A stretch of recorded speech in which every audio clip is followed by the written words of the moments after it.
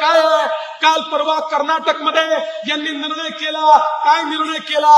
यांनी निर्णय केला, देशामध्ये बाबासाहेब आंबेडकरांनी सांगितलं धर्मावर आधारित आरक्षण देता येत नाही.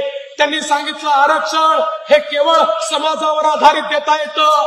मग धर्मावर आधारित आरक्षण देता येत नाही तर कर्नाटकमध्ये त्यांनी मुस्लिम समाजाला ओबीसी मध्ये टाकलं आणि ओबीसीचं आरक्षण कमी करून त्या ठिकाणी मुस्लिम समाजाला दिलं.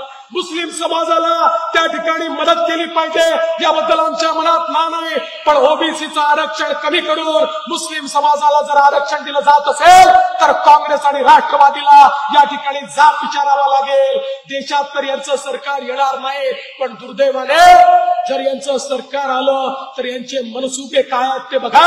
या देशामध्ये हे ओबीसीचं आरक्षण कमी करून त्या ठिकाणी ओबीसी मध्ये मुस्लिम समाजाला टाकून दोन समाजाला समोर आणायचं आणि ओबीसीचं नुकसान करायचं, अशा प्रकारचा यांचा मनसुबा या ठिकाणी दिसतोय.